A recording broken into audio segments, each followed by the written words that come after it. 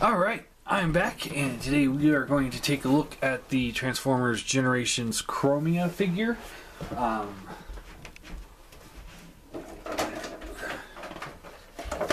comes with the standard bubble card, bio thing. You know, nothing really to see here when it comes to the bubble card. You know, we got quick bio there that got shredded when I opened it. Product picture and the product. Nothing spectacular. It does come with the comic. I haven't really looked at it yet. Not too ecstatic to look at it myself, but yeah. Anyway, so what we have here is Chromia, who is a obscure G1 character. She was in one episode. I believe she was dating Ironhide, with the female Autobots, giving Shockwave a really hard time. So yeah, this is an extensive retool of the Transformers Prime RC, to the point where, you know, I actually have to sit here and question whether or not this is just not a whole new figure, because it's so well done. Mine's got some stress marks going right there and there, so I don't know what the deal is at. There's actually a crack in the plastic going there, so that's a little irritating. But other than that, she's actually a pretty good, solid figure. But that's mostly because of the fact that she's based on the Transformers Prime RC mold, which is a really good figure. So,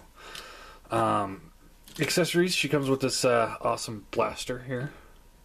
I really like this blaster. As a matter of fact, if she ends up going up on clearance on a bunch of places, I'll probably be picking up more of these, just for the blasters, or possibly repaint them as the other fembots. I hope we get the rest of the fembots. I would like to finish that set.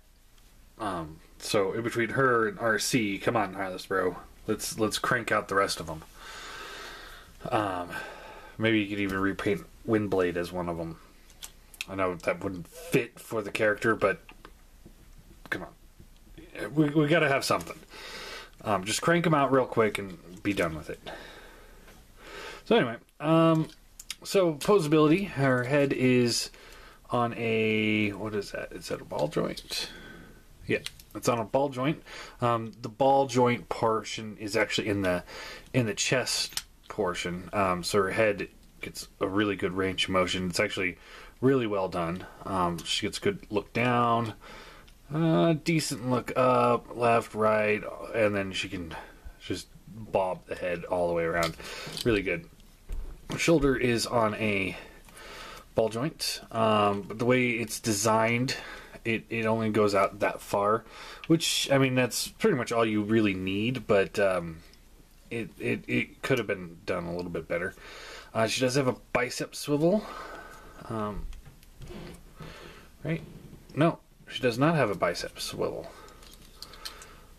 Huh. This whole section is just almost like just a little blue armor that was on there. That's kind of interesting. Of course, it fell off. So yeah, it's just a little piece of blue armor. There's dog hair all over it now.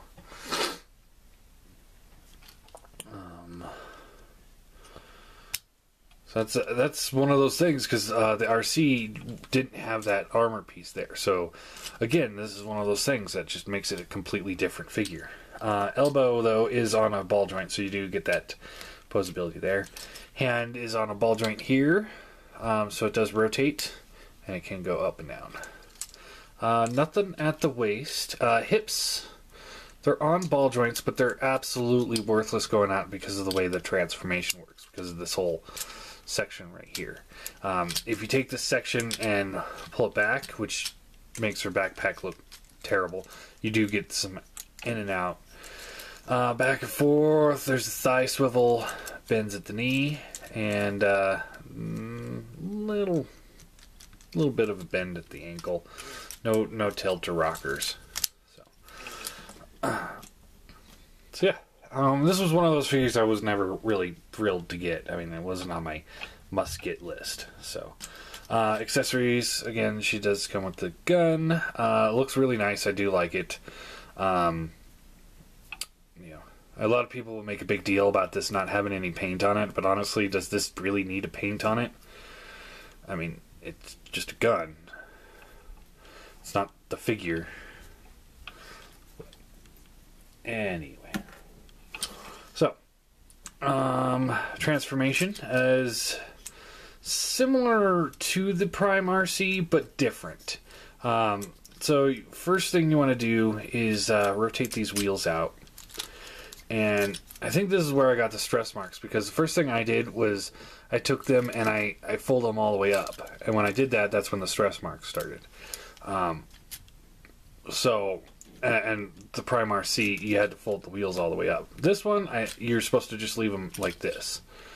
I think they go back a little bit, but you're not supposed to fold them up. So,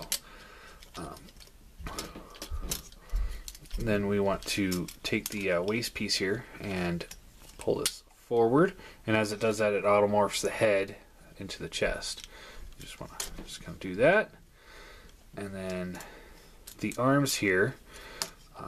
What you'll do with these.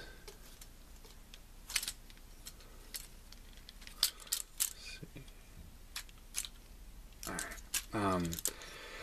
There's a little slot right there. They'll peg into this little slot right there. So you want to get these things angled in there. And the easiest way to do it is just angle them in like so. And then you can close this up. Just kind of wedge those into place. Like so. So again, different transformation going on here. The Prime RC didn't do anything like this. That I remember anyway. And then you fold this up here, and fold this up here, and then you can take the wheels here, and there's little. You can see that there's little tiny grooves here, here, and here, and it's the opposite on the other side. So you just want to line those up, and put them into place.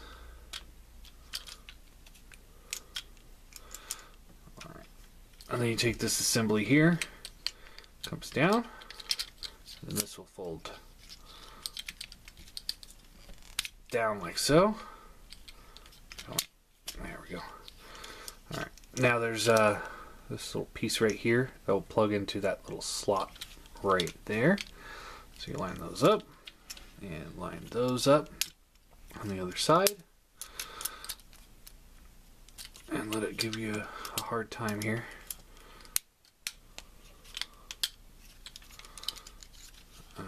Plug this piece here in so that's all flush. Try this again. There we go. And then you can take this assembly here, fold this up like so, and there you have the bike. And you know, honestly, it's a pretty good little bike. Rolls.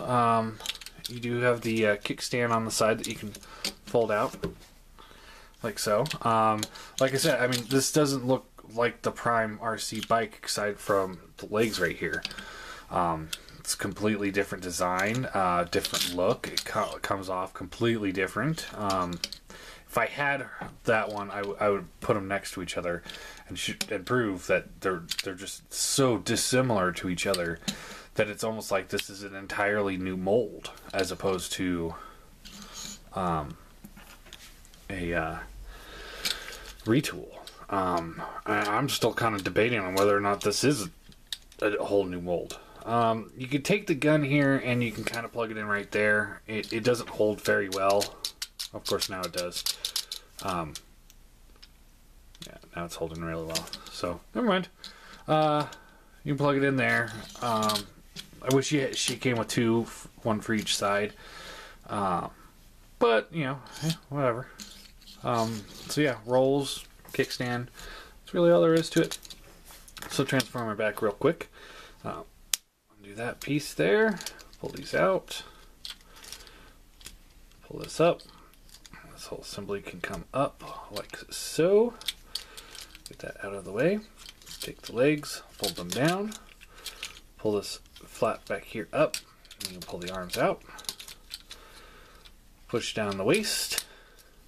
This will come down. Unplug the legs. This will rotate back. Rotate back. And this will fold to the back like so. And then you just kind of position this however you want to. I just kind of go with this.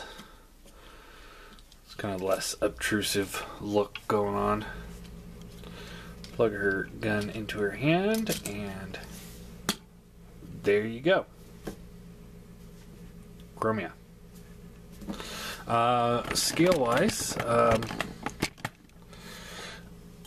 here she is with the Seeker Jet. Kind of works. They were really small in the show, so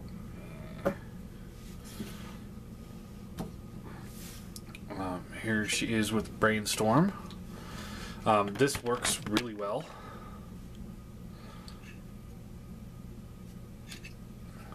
Here she was with Springer. Again, this works pretty well. And a Masterpiece car.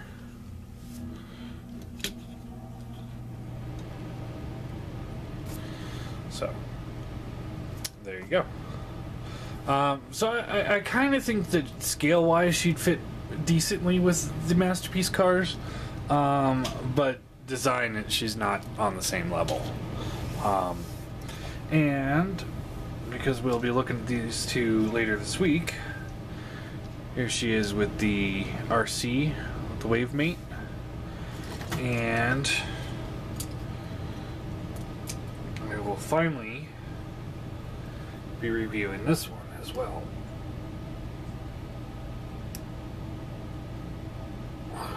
So there she is with the Fembots that all came out last year. So I think MMC has a green medic of their RC mold. I'll probably pick that up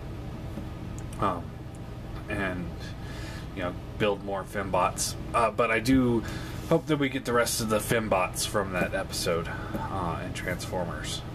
So yeah. As for this figure itself, yeah, honestly, she's a pretty solid little figure. I don't see a whole lot wrong with her. I think she's got great detail, great posability, aside from the hips.